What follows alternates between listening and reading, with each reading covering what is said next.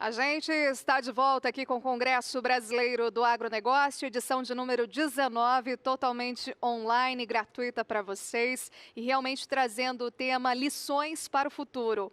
E agora a gente segue com o nosso terceiro e último painel, que justamente vai tratar do agro e a nova dinâmica econômica, social e ambiental. Para este debate, nós teremos aqui conosco o sócio-diretor da MB Associados, José Roberto Mendonça de Barros, o filósofo e colunista da Folha de São Paulo, Luiz Felipe Pondé. Também estará conosco o diretor executivo do Instituto de Pesquisa Ambiental da Amazônia, o IPAM, Coalizão Brasil, André Guimarães, por meio aí virtual conosco, e como moderador, o jornalista apresentador da CNN Brasil, William Vac. Lembrando vocês que vocês podem continuar participando, encaminhando questões, comentários, dúvidas pelo nosso formulário do site e também pelo nosso número no WhatsApp que você já vê aí na tela. Número 11 99 500 0066, 11 99 500 0066. Vamos agora então ao terceiro e último painel aqui do dia. É com você, Vac. Obrigado, Renata. Até já. A pergunta é extraordinariamente ambiciosa que está nesse painel. Espero que não estrague o almoço de ninguém, porque é uma pergunta que está todo mundo se fazendo. O que vai ser esse mundo pós-pandemia? E qual é o papel do agro? Mas vamos, em primeiro lugar, conferir um vídeo do Celso Luiz Moretti. Ele preside a Embrapa. Vamos lá. Olá, bem-vindo ao 19º Congresso da ABAG. Eu sou Celso Moretti, presidente da Embrapa, e vou coordenar o nosso painel 3, que tem como tema o agro e a nova dinâmica econômica, social e ambiental. Participam conosco desse painel o André Guimarães, o José Roberto Mendonça de Barros, o Luiz Felipe Pondé e, como moderador, o jornalista William Vac. O agro brasileiro é um dos setores mais pujantes da economia do país. Ele é responsável por algo em torno de 22% do PIB, 1 em cada 5 empregos gerados no país e quase metade de todas as exportações. Nesse ano nós tivemos uma safra recorde de grãos, mais de 251 milhões de toneladas. O Brasil chegou no primeiro lugar da produção de soja, passamos dos 100 milhões de toneladas de produção de milho, apesar da pandemia do novo coronavírus, que impactou fortemente vários setores da economia em todos os lugares do mundo. O agro brasileiro foi um dos poucos setores que apresentou números positivos do PIB no primeiro trimestre. Tendo como pano de fundo esse cenário, eu gostaria de convidar os nossos debatedores, nossos participantes aqui do terceiro painel, para analisar algumas tendências que nós vemos para o futuro da agricultura brasileira. O primeiro é a presença da agricultura digital, da digitalização do campo e da necessidade de conectividade. Nós vemos que esse é um setor que está crescendo muito fortemente, o uso de sensores, de drones, de internet das coisas, tem crescido de uma forma muito forte no Brasil. Por outro lado, temos uma dificuldade de conectividade. Segundo dados do IBGE, 72% das propriedades rurais ainda não têm conectividade. Então, esse é um ponto que vai realmente dificultar muito o crescimento da produção brasileira nos próximos anos. Temos também uma nova tendência que é a bioeconomia, essa economia de base biológica que vem sendo adotada em vários países, e o Brasil, por reunir uma das maiores biodiversidades do mundo, tem uma fantástica oportunidade de geração de emprego, de renda e de divisas para o país. Cito dois exemplos recentes, um produto que a Embrapa disponibilizou, que solubiliza o fósforo que está no solo e torna mais disponível para plantas, o que possibilita reduzir a importação de adubo fosfatado, e mais recentemente uma descoberta de micro-organismos na bacia dos rios da Amazônia, uma expedição em mais de 6 mil quilômetros do rio Amazônicos, onde foram encontrados micro-organismos com características que podem ser utilizados como biopesticidas ou mesmo para diferentes indústrias, indústria têxtil, indústria química. Uma terceira tendência que eu gostaria que nossos panelistas analisassem é a possibilidade de se editar o genoma das plantas. A edição genômica, que surge como uma forte tendência de utilização de tesouras biotecnológicas para adaptar a soja, por exemplo, a condições de seca, ou mesmo a resistência de pragas a doenças. E uma outra tendência são os sistemas integrados, integração lavoura, pecuária e floresta. O Brasil já tem mais de 15 milhões de sistemas integrados, né, o que tem possibilitado, inclusive, que o país coloque e disponibilize no mercado o conceito de carne e carbono neutro. Por último, mas não menos importante, com a pandemia do novo coronavírus, nós vamos observar que o mundo todo estará mais preocupado com questões básicas de sanidade dos rebanhos. Nós tivemos agora recentemente problemas na China com a peste suína africana, a segurança do alimento, o quão um alimento que vai ser exportado ou, enfim, comercializado tem segurança para o consumidor. E, por último, um ponto extremamente importante, que é a sustentabilidade dos sistemas produtivos. Com a pandemia do coronavírus, haverá uma maior preocupação com a sanidade dos rebanhos, com a segurança do alimento consumido, com a própria saúde humana e, obviamente, a questão da sustentabilidade dos sistemas produtivos. O Brasil possui uma série de políticas públicas, como o RenovaBio, que dá estímulo à produção sustentável de biocombustíveis, o Plano de Agricultura de Baixo Carbono, o Código Florestal, que limita a expansão da área produzida no país, cultivada. Não obstante, a gente observa que, em função de todo o debate existente aí sobre a questão de aumento do desmatamento, de queimadas, a imagem do país lá fora ela não é das melhores no atual momento. Então, como nós vamos enfrentar essa situação, essa batalha de comunicação, né, e como esse novo consumidor, que tem mais ciência, tem mais, enfim, quantidade de informações, vai, enfim, enxergar esse mercado dos produtos brasileiros em todo o mundo. São essas as principais questões que eu queria trazer aqui para vocês. Um bom debate a todos. Um abraço. Muito obrigado da nossa parte às palavras do Celso Luiz Moretti. Elas foram abrangentes, mas com uma visão específica do setor que ele representa, que é o setor de alta tecnologia no agro. Um breve sumário do que ele diz que o mundo pós-pandemia é um mundo que, do ponto de vista do agro, exige maior digitalização, que ele coloca em contraste com a nossa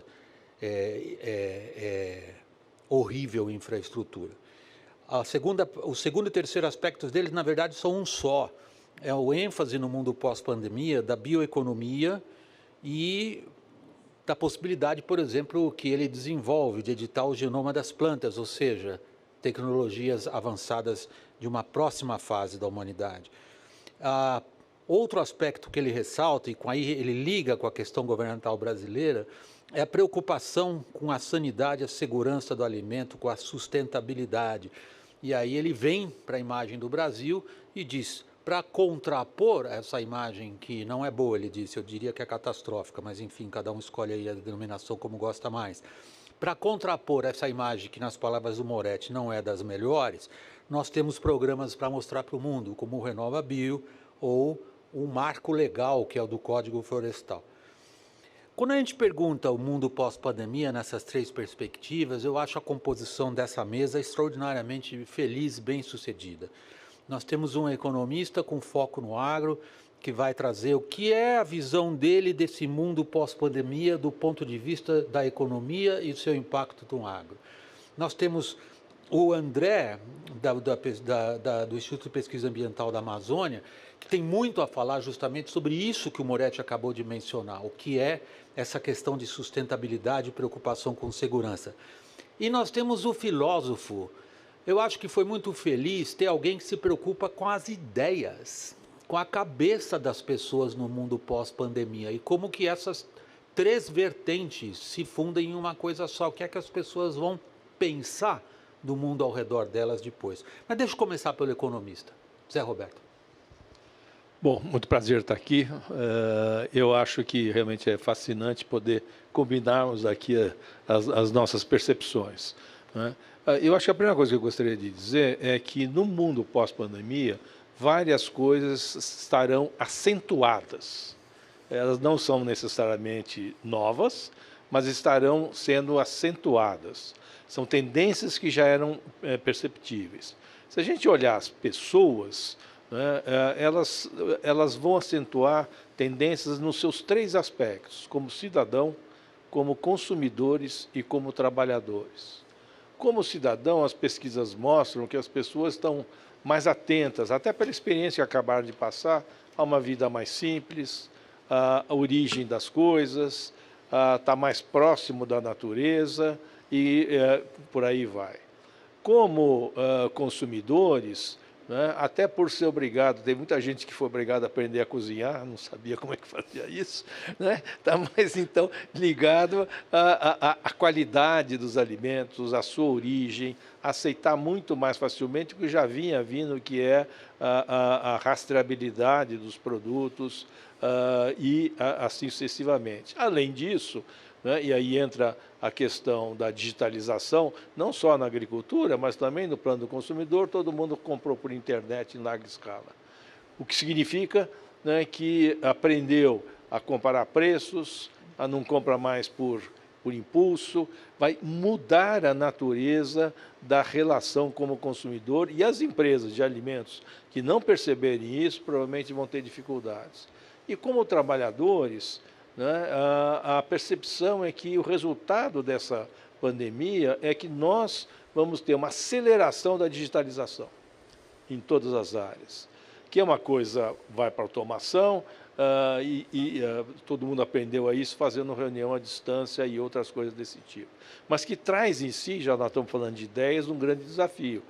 A divisão brasileira vai aumentar. Vai ter gente mais preparada para isso e gente para o qual é inacessível, porque não tem nem acessibilidade à internet. Como é que isso rebate em larga medida no agronegócio? Primeiro, de partida, né? O André vai falar disso mais adiante, mas é inaceitável o que está acontecendo com a Amazônia. Queimar a Amazônia é inaceitável. E a resposta tem que ser o que é zero de leniência com o que é ilegal. Desmate ilegal não pode ter, ponto final, de jeito nenhum, né? E mais do que isso, o desafio para o agronegócio é tentar, fora o caso da Amazônia, que tem que ser enfrentado de imediato, sem dúvida nenhuma, que o que vem acontecendo e garante o sucesso do agronegócio já é um conjunto de melhores desenvolvimento tecnológico que é essencialmente sustentável. A maior parte das tecnologias disponíveis na agricultura são sustentáveis. Para aumentar a produção agrícola, você não precisa queimar 1 hectare de floresta. E, mais do que isso, a agricultura é um setor único, o agronegócio, é o único que cresceu na recessão de 15 e 16, é o único que vai crescer esse ano. E tem uma razão de ser, não é casual, é que desenvolveu um conjunto de tecnologias que permitiu um aumento contínuo de produtividade, que paga pelo buraco da estrada, pelo porto, que não é de grande coisa, e dá resultado econômico. Além disso, fundamental, e se liga com o primeiro painel desse congresso, desde sempre a agricultura, o agronegócio brasileiro disputa mercado pau a pau lá fora, e disputa com muito sucesso. Nós temos o agronegócio mais competitivo do mundo, sem subsídios. Com subsídio é fácil. Tinha um amigo que dizia, dependendo do combustível, até tijolo voa, né? Se der uma quantia adequada de subsídio, qualquer produção é competitiva, né? E tem uma coisa nessa direção. O doutor Moretti colocou uma coisa que é chave. Nós temos uma série de tecnologias, sistemas de produção, esse avanço na área biológica, biodefensivos, biofertilizantes, na área energética. Há uma agenda absolutamente em linha com o mundo de hoje. E é isso que nós temos que puxar. Última observação, né? O agronegócio tem que ser muito mais do que foi um puxador do crescimento brasileiro. E se tem um setor, o único e o primeiro, que pode ajudar a começar a nos tirar do buraco que nós nos enfiamos, esse setor é o agronegócio. Eu volto logo, Zé, com uma série de perguntas mais específicas em relação a cenários econômicos pós-pandemia. Eu queria passar a palavra para o André, mas antes fazer uma provocação, que ao mesmo tempo é uma nota pessoal minha, André. Eu sou velho nesse business. Eu cobri a Eco Rio de 92. Eu cobri a Conferência de Kyoto, em 97. Eu cobri a Rio+20. A minha provocação a você é a seguinte: o que tem de novidade nesse mundo pós-pandemia, quando a gente fala em ênfase em sustentabilidade e preocupação com o meio ambiente? Em que a pandemia muda esse mundo? Boa tarde, William. Boa tarde, amigos. Zé Roberto, Pondé. Eu queria começar agradecendo ao Marcelo Brito pelo convite, parabenizando a ABAG por essa importantíssima discussão. Eu estou simplesmente deslumbrado aqui com a qualidade dos painéis que nos antecederam, e agora o desafio meu, do Zé Roberto e do Pondé, é manter esse nível de discussão. Em primeiro lugar, William, eu acho que é importante a gente fazer aqui um pouco um resgate histórico do nosso país, e eu não consigo olhar para o futuro sem a gente fazer ponderações, ou pelo menos analisar o passado. O Brasil, olhando aí um pouquinho para trás, 500 anos para trás, se a gente for olhar todos os nossos ciclos econômicos, os ciclos importantes, eles tiveram dependência dos recursos naturais. Então, do pau-brasil ao atual ciclo do agronegócio pujante no nosso país, a gente, enfim, tem uma dependência dos recursos naturais intrínseca a esse modelo de desenvolvimento, passando aí pelo ciclo da cana, pelo ciclo do café, pelo ciclo do cacau, enfim, tantos outros ciclos econômicos que nós vivenciamos. Então, hoje, nós temos, como já foi mencionado anteriormente, quer dizer, uma forte dependência do agronegócio. O Zé Roberto coloca bem, quer dizer, o Brasil diminui o crescimento, mas o agronegócio cresce, portanto, reduz aí as assimetrias que nós teríamos, talvez agravadas, se a gente não tivesse um agronegócio pujante para levantar a economia do país. Então, a realidade atual é que o agronegócio é fundamental para o nosso país, 25% do PIB, 1 em cada 5 empregos, como já foi mencionado, é fundamental para a segurança alimentar do planeta. Nós estamos falando de uma produção que alimenta mais de 1 bilhão de pessoas todos os dias, como menciona o Ministério da Agricultura. Agora, esse modelo de desenvolvimento que nos trouxe até aqui, que eu gosto de chamar do paradigma da expansão, tá? Ele não para de pé daqui para frente mais. E eu não estou falando aqui apenas do agronegócio do Brasil, eu estou falando aqui da humanidade. A humanidade, há 250 mil anos, se expande no planeta. Nós saímos de uma comunidade de 10 mil Homo sapiens sapiens na África, 250, 300 mil anos atrás, para 7 bilhões de pessoas que ocupam praticamente todos os cantos do mundo. Isso é muito interessante de se analisar, porém tem um preço, tem um custo associado a esse processo de desenvolvimento, e que nos impõe limites. A gente falou muito ao longo do dia de hoje da questão reputacional do Brasil, pelos desmatamentos da Amazônia, pelas queimadas, etc. Isso é uma questão, sim, fundamental de observarmos. As pressões estão chegando e as restrições de mercado estão chegando também. Entretanto, tem uma outra dimensão que a gente pouco observa, que eu acho que é a provocação, William, que eu gostaria de deixar aqui, e que está um pouco ligada à sua pergunta sobre essas convenções de clima, de biodiversidade, etc., e para onde que isso vai nos levar. Na realidade, a resposta a essa pergunta é muito pragmática. Ou a gente resolve a equação do clima, ou nós estamos colocando a nossa galinha dos ovos de ouro em risco. Como eu mencionei, quase 90% da nossa agricultura não é irrigada, ela depende de chuva.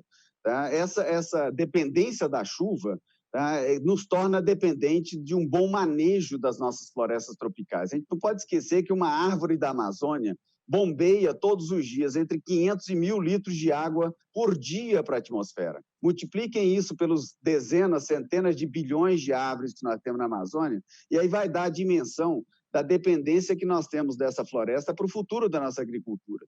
Então, eu acho que o presidente Moretti colocou alguns elementos importantes. A gente precisa de investir em tecnologia, a gente precisa de investir em melhores sementes para encurtar ciclos de cultura. Todos esses investimentos, seja para a ciência entender ou para se investir em aumentar a produção, pressupõe a gente ter condições de atrair os capitais para fazer esse investimento.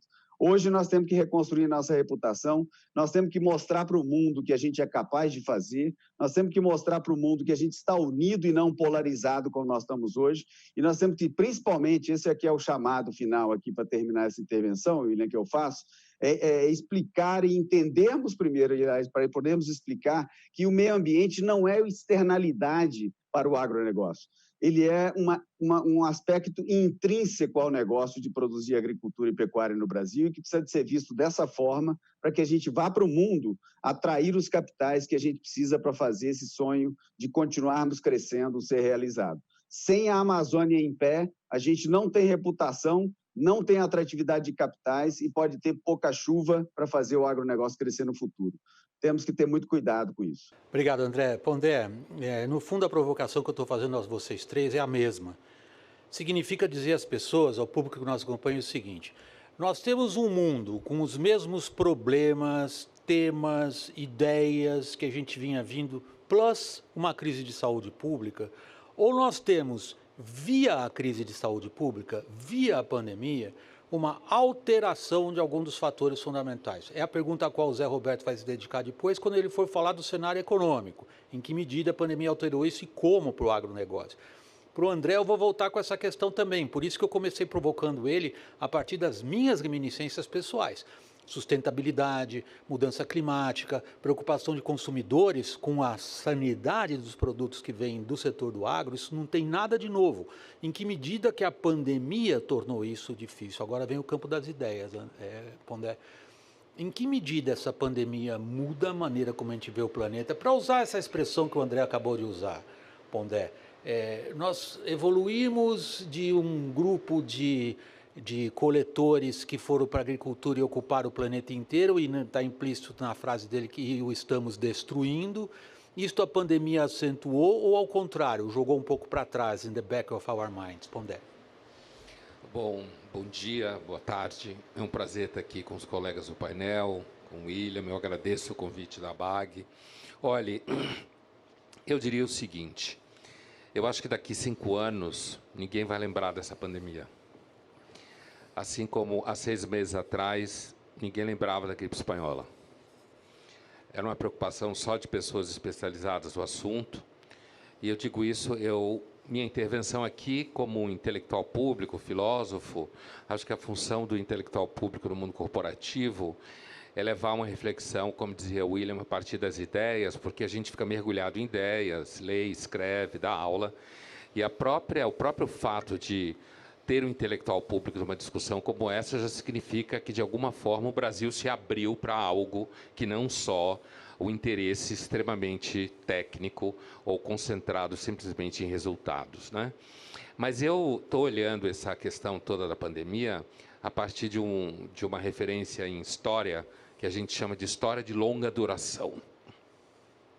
História de longa duração é quando você tira o foco do momento que você vive, que é um problema claro da nossa época.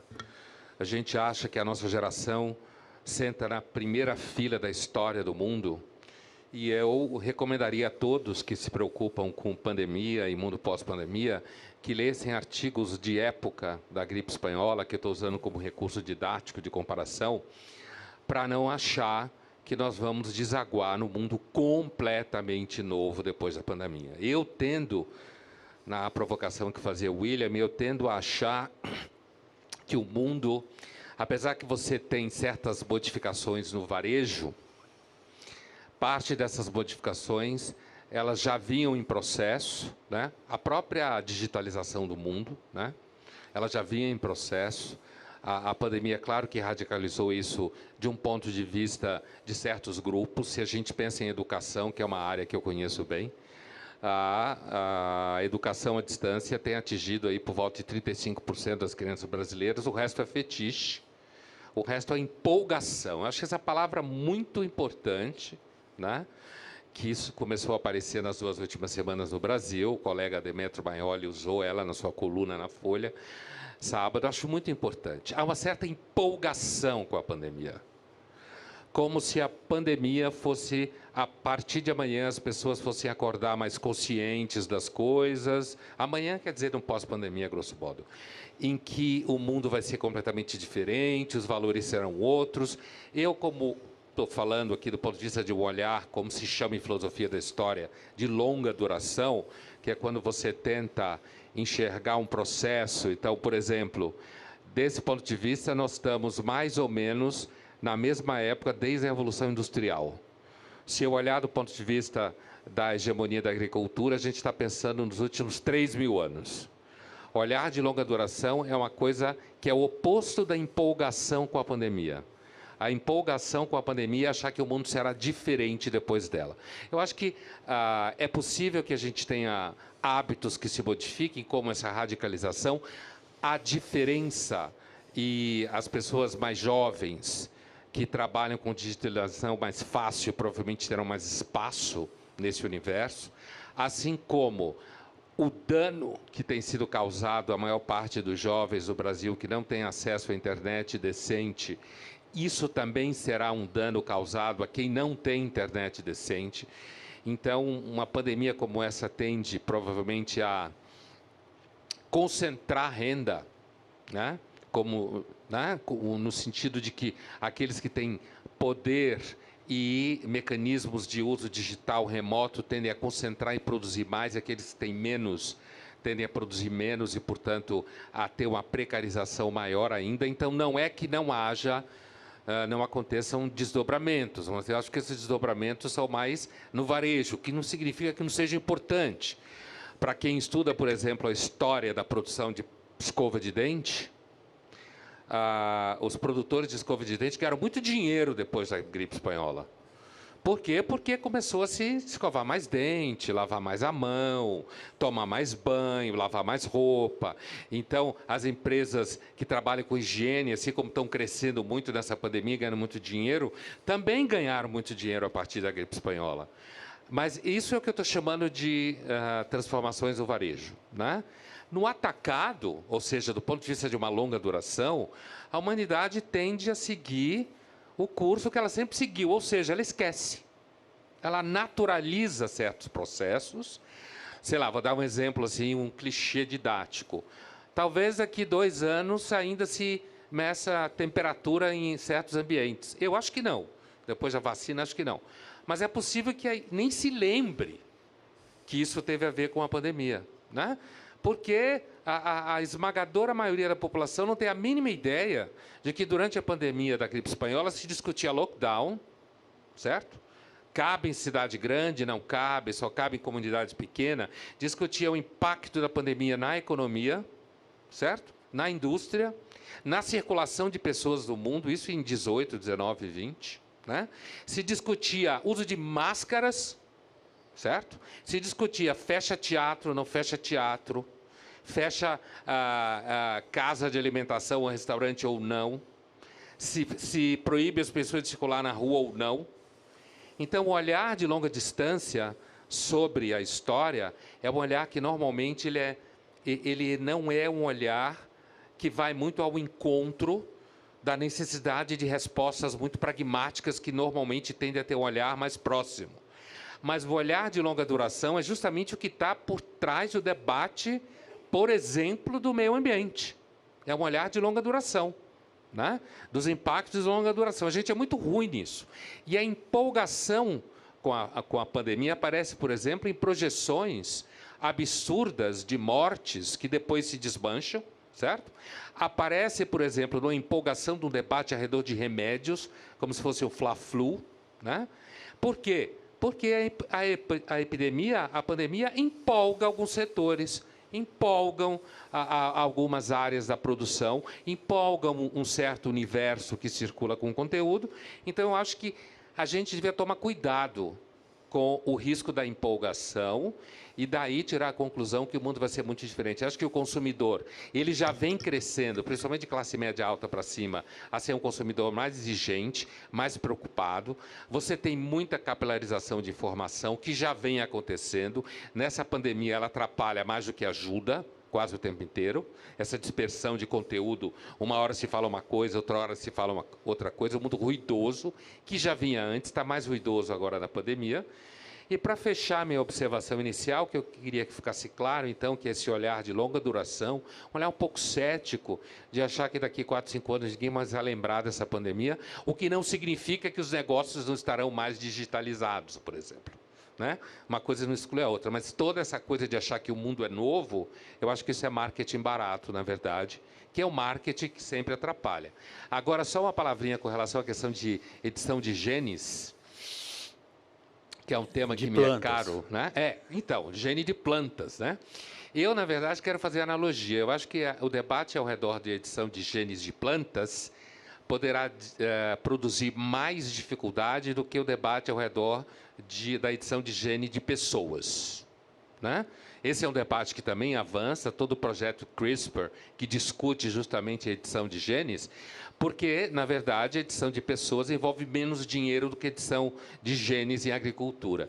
Então, acho que aí vai ter muitos grupos que vão debater largamente, e você poderá ter pessoas que serão contra a edição de genes na agricultura, mas praticarão a edição de genes nos seus filhos, a ponto de que, provavelmente, daqui a 50 anos, vai se olhar para trás e vai se achar que a confusão entre reprodução humana e sexo é coisa de gente atrasada.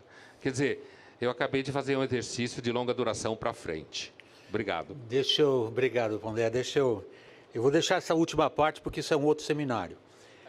Eu vou ficar na primeira parte. Entre vocês, os que gostam de ler história, é minha paixão pessoal, o Pondé está se referindo a um clássico, um historiador francês, Fernand Braudel, que é o autor dessa expressão, la langue du ré. E o Braudel diz que o Império Romano, por exemplo, não pode ser visto porque a República foi perdida para o Império, na época de Júlio César, por ali, tem que ser visto nos seus 1000 anos. O que o Pondé acabou de fazer aqui foi o seguinte, dizer que, do ponto de vista da historiografia, da filosofia da história clássica, esta ocorrência desta pandemia não tem nada de novo na cabeça das pessoas. Quem, aliás, gosta de ler história, leia a grande descrição que Tucídides faz da praga em Atenas, 400 anos antes de Cristo, mais ou menos, para ressaltar o que o Pondé está dizendo, que não tem nada de novo, nada. Mas a provocação dele é uma provocação ótima, se a gente a coloca e a joga agora para o economista que tem que dizer para um público do agro o que isso que não tem novidade nenhuma, né? Estou brincando com o Pondé, significa para quem produz grãos ou proteínas. E aí a frase mais famosa deste ponto de vista é de um economista que eu sei que o Zé Roberto não é um grande fã dele, mas ele é muito citado, que é o Keynes, que diz, on the long run we are all dead, quer dizer, que me importa ao longo prazo, que me importa ao longo do rei. A longo prazo eu estou morto, eu quero saber o que vai acontecer comigo agora. E aí vem a questão, Zé Roberto, prática, imediata, na lata, que o Pondé deixa aqui no ar para você quicando. André, para você também, hein, André? Você foi para longo do rei na história brasileira pequena, né? 500 anos é pouco na acepção do Pondé. Zé Roberto, é o mesmo mundo antes e pós-pandemia do ponto de vista de quem produz no Brasil, no agro e vende lá fora? Larga medida, sim. No desenvolvimento tecnológico, todo ele, nós vamos ver projetos que já estavam disponíveis aqui. Tem uma coisa que é uma mudança, acho, mais relevante, e aí a gente volta à questão da Amazônia. O sucesso da agricultura brasileira, isso está fartamente documentado, está baseado em dois pés. O primeiro é o conjunto de desenvolvimento tecnológico, que aumenta a produtividade, que permite aumentar a produção, alimentar o Brasil a custos decrescentes e alimentar a parte do mundo. Esse é um pedaço. E tem um segundo pedaço, é que nós vamos além do mercado brasileiro, porque se produzisse o que a gente produz, dependendo só do mercado brasileiro, ia quebrar todo mundo, que os preços iam colapsar. Nós dependemos cada vez mais da nossa inserção no mercado mundial. E para continuar crescendo, nós vamos precisar, de forma decisiva, que o nosso acesso aos mercados globais continue crescendo com a velocidade que vem vindo, porque isso é que vai dar escala e vai pagar toda essa mudança tecnológica e vai fazer tudo isso permitindo o que é extraordinário. Vem a pandemia, se consegue em um mês instituir todos os protocolos para colher, processar, distribuir, exportar uma safra que foi recorde, como o Moretti colocou, com preços bastante decentes e atender todo mundo. Então, nós precisamos disso. E aí, a queimada da Amazônia, o que aconteceu de 1 ano e meio para cá, que foi lido pelos grileiros, está liberado, pode ir, vai fundo, que pode queimar à vontade, que não tem problema, é insustentável. Eu volto a esses pontos, mas eu vou passar a palavra para o André. André, eu tenho que chamar um break. E logo depois eu volto com a pergunta em relação ao que ambos disseram. O que o Pondé, essa expressão do Pondé, a pandemia empolga, do ponto de vista histórico significa quase nada ou nada. Do ponto de vista do Zé Roberto, o que nós estamos vendo, você disse na sua primeira intervenção, Zé, prenuncia uma divisão ainda maior na sociedade brasileira, quando consideramos tecnologia e o que a pós-pandemia pode nos mostrar. André, você vai pensando na resposta, a gente volta daqui um pouquinho. Renata, contigo. Obrigada, Vac. Excelente essa primeira parte, com certeza instigando já para a gente acompanhar a segunda parte aí desse painel. E agora a gente acompanha, então, 3 vídeos, o vídeo da Mosaic, da Bayer e do Porto do Itaqui. A gente volta em instantes. Segura aí. Hello. It's with great joy that we here at Mosaic Fertilizantes are participating in the Brazilian Agribusiness Congress, promoted by ABAG. As one of the largest phosphate and potash producers globally, we operate from the mine to the field, and our mission is to help the world grow the food that it needs. So despite these current uncertain environments, we believe that Brazil is an extremely important agricultural region, playing a critical role in food supply chains. So as food security receives increasing focus around the world, Brazil has proven its contribution with very high productivity. But more than producing fertilizer, we also have the responsibility to advise rural producers about the application and use of our products, as well as the management of their crops. So as we work together to pursue agricultural efficiency, we have technology as a great ally with innovative products and digital initiatives. Because we really believe digital transformation is revolutionizing agribusiness, allowing more efficient production and sustainable solutions for the country's natural resources. So we remain committed to transforming the productivity of the field and the reality of the places where we operate. And we believe that by actively participating in initiatives like this event, we will be cultivating dialogues and partnerships that help our society prosper. So thank you.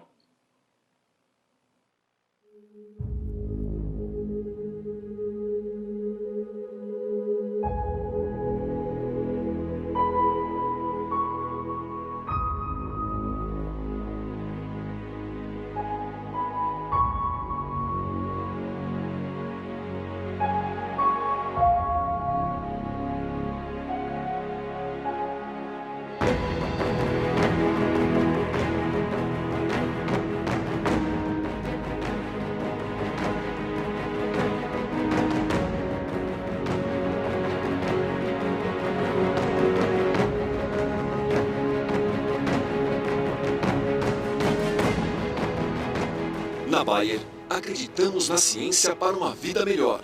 E esse propósito nos guia todos os dias. É por isso que passamos as manhãs no campo, longos dias no laboratório e noites em produção.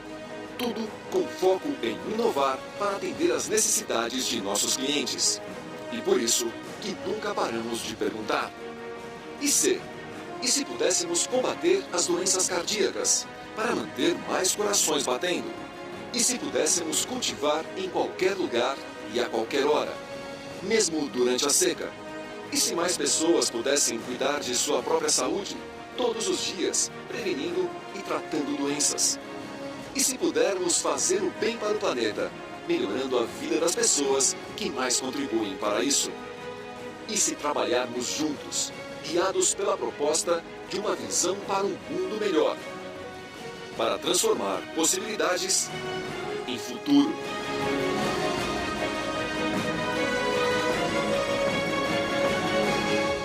Saúde para todos. Fome para ninguém.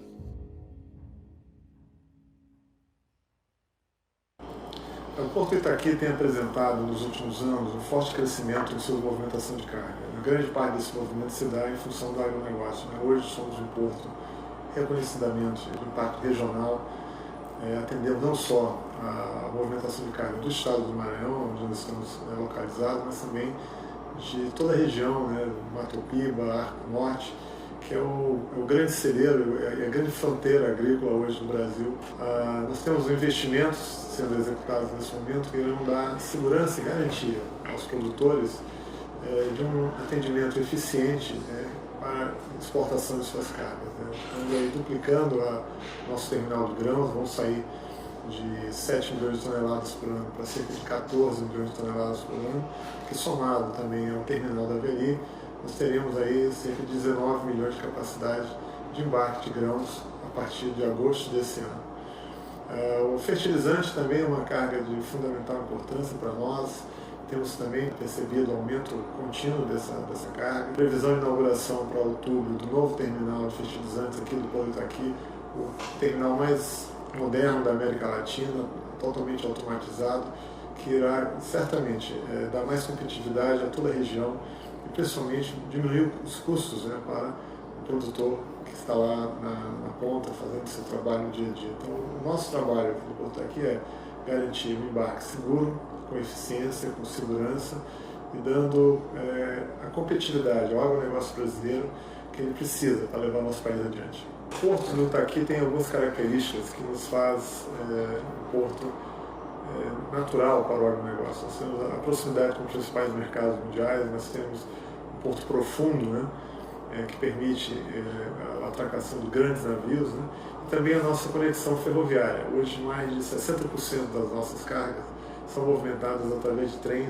que é um modal eficiente, que dá competitividade também.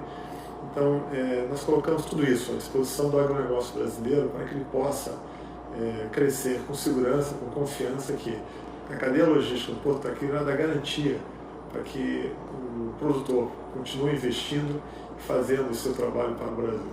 Aproveito e deixo aqui um convite para que todos venham conhecer o Porto Itaqui e ver de perto a dimensão e a grandeza do agronegócio brasileiro e a sua cadeia logística. Estamos de volta do intervalo, o congresso da ABAG. No terceiro painel nós estamos discutindo quais são as dinâmicas sociais, econômicas e ambientais do mundo pós-pandemia. Eu estou retomando brevemente o que foi dito no final do primeiro segmento desse debate, especificamente pelo Pondé, dizendo que há uma empolgação com a pandemia que não deveria ter a razão de existir, na verdade, porque se a gente observa a história de uma perspectiva um pouco mais abrangente, mais longa, a longa do ver, como se diriam os historiadores profissionais, nós vamos ver que não há novidade. E ele tem razão num ponto. Vejam, por exemplo, a gripe espanhola matou muito mais gente do que a Primeira Guerra Mundial. A gente se lembra muito mais da Primeira Guerra Mundial do que da gripe espanhola. Por quê? Por causa das consequências da Primeira Guerra Mundial que a gente vive até hoje. Então, e sobretudo as políticas. Se o agronegócio brasileiro pensa nisso, o que o agronegócio tem a ver com o Oriente Médio tem a ver com a Primeira Guerra Mundial, para vocês terem uma ideia da durabilidade desse conflito que nos afeta diretamente do ponto de vista de potência do agronegócio. Agora, André, a pergunta para o ambientalista é na linha da provocação que o Pondé deixou no ar, que é a seguinte: em que medida o mundo pós-pandemia tem mais ou menor ênfase em questões ambientais e de sustentabilidade? Se a gente considerar certas questões geopolíticas do presente, os países, pelo menos nas suas manifestações públicas do que eles acham que são os interesses, eu estou falando especificamente de China e Estados Unidos, eles estão muito mais preocupados numa competição tecnológica e menos, e é curioso isso, em mostrar quanto que eles são amigos do planeta, André.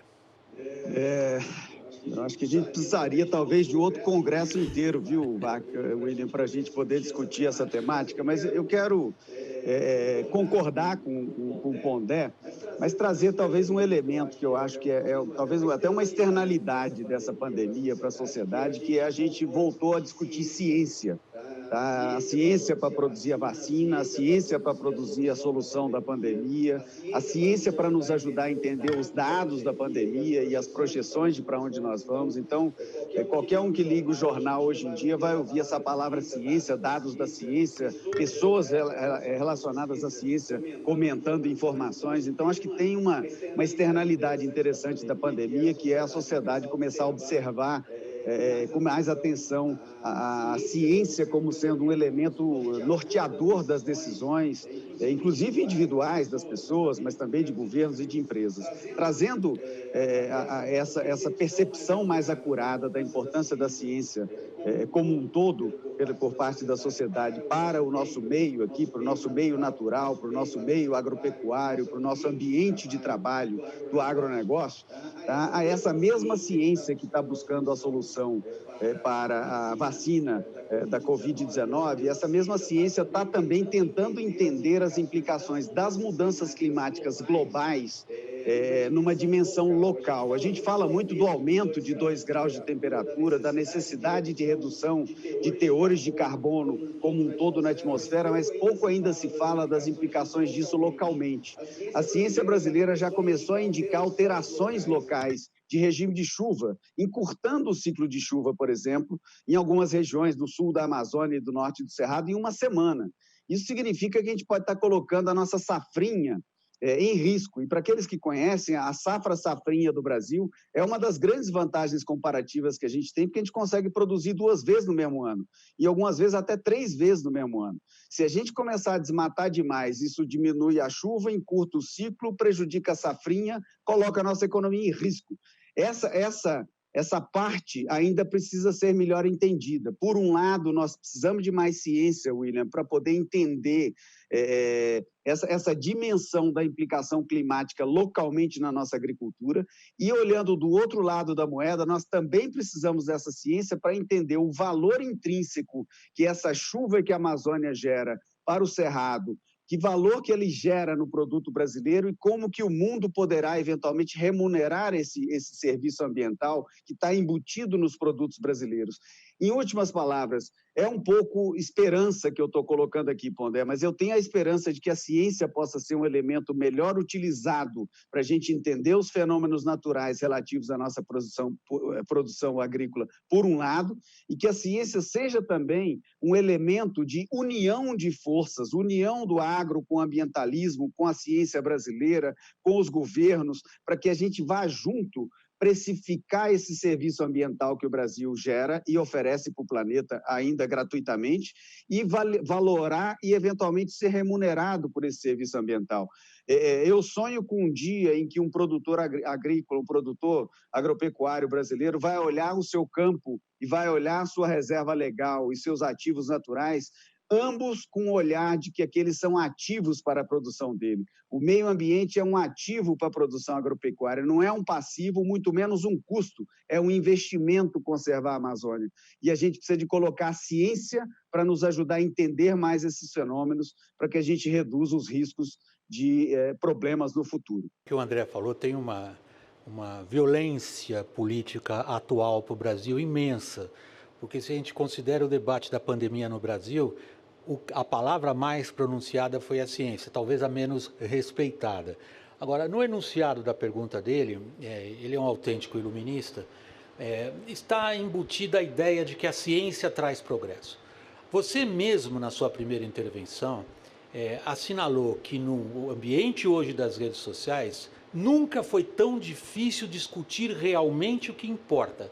O que eu diria vale sobretudo para o agronegócio brasileiro.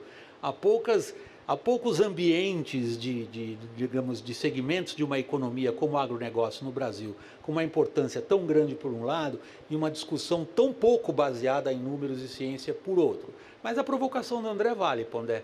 Você vê no mundo pós-pandemia a ciência como o norte orientador do debate, da discussão, portanto, como as pessoas vão se orientar em torno do que elas fazem, ou ao contrário, nós estamos saindo do iluminismo para o obscurantismo? Olha, eu concordo com o André no sentido de que, inclusive, tenho a mesma esperança que ele, mas inclusive no sentido de pensar que o tema ambiental ele se impõe numa longa duração muito mais do que a pandemia. E aí, portanto, eu deduzo que a discussão que a ciência está nas redes sociais e na mídia, eu acho que é os 15 minutos de sucesso da ciência, certo? Vai passar, na sua grande maioria, porque é um repertório que a maior parte das pessoas não entende, elas vão ao repertório movidas por desespero, E aí eu diria o seguinte, assim, eu acho que é mais interessante investir na formação científica, no sentido de entendimento das consequências de não tratamento científico do meio ambiente. Isso que eu quero dizer. Investir na formação científica, no sentido de tornar mais claro aquilo que o André falava no final, fazer com que o cara entenda que o meio ambiente é um ativo, resumindo a ópera, certo? Do que acreditar que a pandemia vai gerar uma maior aproximação das pessoas com a ciência. Primeiro porque a ciência, ela não é aquilo que o senso comum pensa que ela é. O senso comum entende a ciência como um método que é praticado por pessoas que são movidas por amor à humanidade. É claro que muitas pessoas são.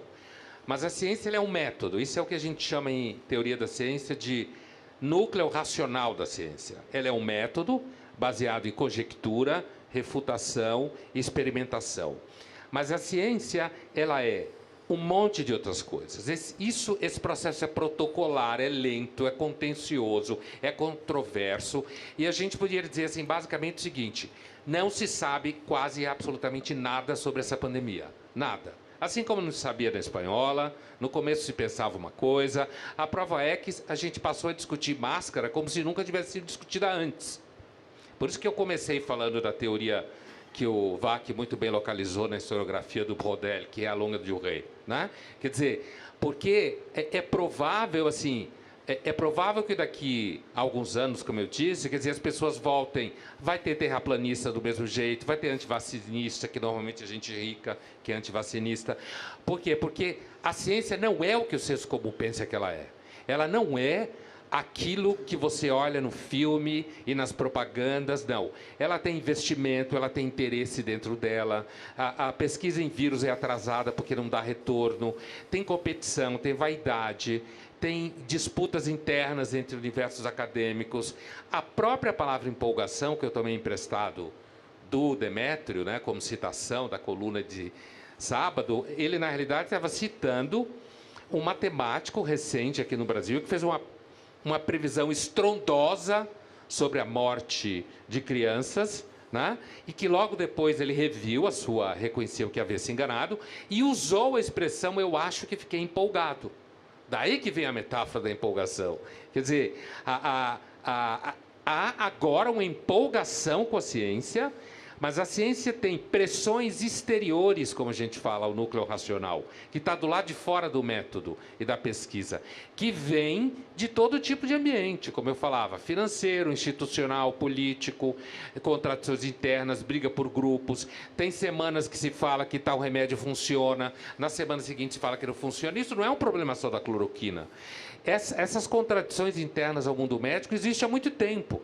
Agora, o senso comum olha para isso, ele tem a impressão que ele está se apropriando, mas o que ele quer é que a ciência, entre aspas, diga para ele quando ele vai poder entrar em elevador, quando ele vai poder ir para o restaurante. E a verdade é que não se sabe com precisão. Não se sabe. A ciência sabe menos do que as pessoas acham que ela sabe. A ciência é um método muito sério e que mudou a face do mundo, sem dúvida, porque ela reduz incertezas. Mas quem tem certeza é o senso comum, que não entende do método científico, que não entende do processo da ciência se mover. Portanto, eu espero que haja mais sucesso no entendimento do agro, daquilo que o André falava. E eu acho mais possível, porque tem uma questão de capital muito bem colocada, de entender que a ciência é normalmente aliada do capital. Não é à toa que a burguesia, quando olha para a ciência, tem uma relação de bom humor. Olha só o que eu criei, a ciência. Olha que método que eu criei. Então, eu acho mais possível, na área específica do agro, eu gostei muito da síntese que o André fez, quer dizer, olhar para o meio ambiente como um ativo e não como um passivo, não como um gasto, do que a população como um todo passar a ser guiada pela ciência. Está muito distante do dia a dia. Eu acho que ela vai continuar sendo mais guiada. Ela faz exame, mas também vai no Pai de Santo, faz uma oração. É assim que é o senso comum. Né? E, portanto, inclusive porque, como perguntou o William, quer dizer, no mundo das redes sociais, É um escândalo. O conteúdo que circula mais desinforma do que informa e ninguém sabe exatamente onde está a ciência naquilo tudo. A manchete é: não acreditem no progresso inevitável da racionalidade científica no trato das questões políticas e públicas. Agora, há uma provocação ótima do Pondé que eu estou anotado aqui para jogar no teu colo, Zé Roberto, desde o começo. O mundo pós-pandemia deveria empolgar o agro? Olha, enquanto possibilidade, sim. Eu acho que sim. Por quê? Tem duas observações a fazer. Primeiro, no caso do agro, né, acho que 100% dos participantes desse segmento sabe que nós não chegaríamos onde chegamos até aqui sem a ciência. Provavelmente não tem, tirante a medicina, setor onde mais intensivamente, mais extensivamente se usou a ciência nos últimos 50 anos, não é tão longa a história como podia ser, mas suficiente para mudar o agronegócio com base na ciência. É um segmento que valoriza os pesquisadores da universidade em retribuição social, não só em remuneração. E eu queria aproveitar e dizer, se nós conseguirmos embocar na direção dos recursos naturais, como foi colocado aqui, né, e, portanto, abrir mais o mercado internacional para nós, o setor agropecuário sabe que ele está próximo e pode se empolgar com isso e dar um novo grande salto muito a partir da ciência. Por quê? O Celso Moretti colocou, existem certas linhas de progresso científico e tecnológico aplicados ao agro que já estão em andamento e que vão possibilitar uma transformação extraordinária. Eu falo aqui da chamada agricultura de precisão. A agricultura brasileira vai sair, já saiu a tempo, mas vai sair definitivamente de correr atrás de derrubar árvore em região nova, porque ela vai intensificar dentro de onde ela está. A agricultura de precisão vai permitir produzir mais com menos custos, e isso dentro dela é um mundo que pega sistemas de produção, que pega inoculadores, condicionadores de solo, tem todo um arcabouço enorme que está vendo. Esse é o primeiro ponto. Segundo, a pandemia vai acentuar algo no gosto dos consumidores que já afeta o agronegócio, mas que vai se acentuar muito mais. Produtos novos. Ovo e carne de proteína vegetal. Isso nunca existiu antes. Mudar certas formas de criação. Vou produzir ovos com galinhas que não estão mais criadas em gaiolas. Tem toda uma área, todos os produtos biológicos, que é o que mais cresce, ao invés do carbono, dos produtos que vêm diretamente da química do petróleo. É isso que está explodindo. Sistemas de combate a pragas, que tem um pouquinho de tudo. Nós estamos perto de um salto de produtividade, um salto de coisas novas. A partir da nanocelulose, você produzir compósitos plásticos que vão entrar no setor automotivo. O elastano, que faz o jeans de todo mundo, já é produzido a partir da celulose. O carro flex a etanol consome menos e faz menos mal para o meio ambiente do que um carro europeu elétrico. Nós temos... Se a gente considerar toda a matriz. A matriz, todinho, todinho. Já está disponível, é a melhor coisa. Ou seja, nós estamos na beira de um salto que precisa aprimorar ferramentas, né? A digitalização e o acesso à internet é a infraestrutura que nós precisamos, é a rodovia que nós estamos precisando. Mas está perto de fazer, inclusive, uma revolução para a assistência técnica de pequenos produtores. Aprendemos na pandemia a força, né, que pela internet você é capaz de fazer marketing, assistência técnica, compras, solução de problemas, sugestão de tecnologia para pequenos produtores. Soma tudo isso, eu acho que dá para ficar, no caso da agricultura, eu pelo menos fico empolgado. Você também, André, brevemente, que nós estamos chegando ao final do painel. Não sei se empolgação, eu ficaria esperançoso, William, tá? Como eu falei, eu acho que a gente hoje tem um pouco mais de compreensão. até por experiências pregressas, de que a gente não está isolado no mundo, de que a gente não dita todas as regras do mundo e de que, além de que o mundo dita e influencia o Brasil, a gente agora entende, mais uma vez pela ciência, que a gente tem que enfim, ter cuidado dos nossos recursos naturais como um elemento fundamental para nos alavancar para o futuro. Então, o que a gente precisa, e o chamado que eu gostaria de fazer aqui para todos os participantes do Congresso da ABAG, é que a gente observe o meio ambiente como sem romantismo, sem visões polarizadas e sem emoção. A gente observe a questão ambiental com muito pragmatismo. Tiremos as emoções desse debate, vamos discutir de forma pragmática e objetiva, vamos nos unir ambientalistas, cientistas, produtores, investidores, governo, juntos para a gente entender qual é o caminho que a gente precisa de seguir. A gente está gastando e já gastou tempo demais com aquela brincadeira de cabo de guerra que fica de um lado e do outro puxando e ninguém leva ninguém a lugar nenhum e você gasta uma energia enorme. Agora é a hora de escolher um lado e o lado que a gente deve estar é o lado da harmonização, da produção e da conservação ambiental no Brasil, não só para a gente readquirir a reputação perdida que nós perdemos nos últimos anos, mas para a gente poder pavimentar para o futuro o desenvolvimento da nossa agricultura, que vai precisar de muita tecnologia, sim, vai precisar de muito investimento, sim, mas vai precisar de muita floresta para poder irrigar a agricultura e prover os serviços ambientais que a gente precisa para o futuro. Mais uma vez, muito obrigado pela oportunidade, parabéns à ABAG, parabéns pela compensação de emissões. Acho que foi um ato simbólico que a ABAG fez, através do CBio, mas muito importante para dar um sentido pragmático e prático a essa discussão nossa. Muito obrigado. Para você, André Pondé, por último, e desculpe a falta de cortesia e pedir que você seja breve, porque a questão é abrangente. Tomando o gancho deixado aqui pelo André, nessa avaliação, na história das ideias, da importância do meio ambiente e do crescimento do agro nesse contexto, você vê mais harmonização ou o contrário? Olha, eu sempre tendo a duvidar muito de harmonizações, né? Eu acho que a gente está entrando no momento em que a geopolítica vai ser cada vez mais dominada por uma briga tecnológica de informação e todo o resto será levado um pouco puxado por isso. Com relação ao tema da empolgação com isso tudo, eu acho que uma das áreas do mundo que a gente pode ficar mais empolgado é com o capitalismo mesmo. Ele produz riqueza na sua associação com a ciência.